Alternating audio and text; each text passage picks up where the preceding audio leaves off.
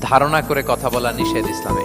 ওয়া ইন্না যান্না লা ইউগনি মিনাল হাক্কি শাইআ, আল্লাহ বলেন ধারণা কখনো সত্যের বিকল্প হতে পারে না। আপনাকে সত্যটা জেনে বলতে হবে। আমরা এরকম সমাজে অনেক করি, অনেক আপনি পাবেন। ধরেন যে আপনাকে আপনার এক বন্ধু দেখলো, রিক্সা দিয়ে যাচ্ছেন, আপনার পাশে এক নারী বসা, তো সে অনেক কিছু খারাপ ধারণা করতে পারে। এরকম হয় না সমাজে? এমন হতে পারে যে আপনি আপনার ছোট বোনকে নিয়ে বেরিয়েছেন, হতে পারে না? কিন্তু আপনি তো একটা ধারণা করে ফেললেন অন্য কিছু। বা আপনার ভাগ্নিকে নিয়ে বের হয়েছেন, আপনার খালাকে, আপন খালাকে নিয়ে বেরিয়েছেন কোনো কাজে, ডাক্তারের কাছে, কিছু একটা হতে পারে। কিন্তু তাকে দেখেই আমি এদিক সেদিক বলতে আরম্ভ করলাম যে ওকে তো দেখছি এরকম এরকম এরকম। আছে না নাই?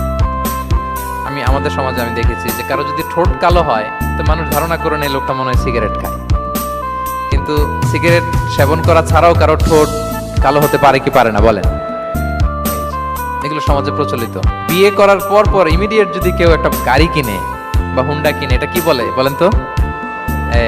এই বোধহয় শ্বশুর বাড়ি থেকে যৌতুক নিয়ে আসছে। দেখছেন, এরকম ভুরি ভুরি আপনি সমাজে পাবেন।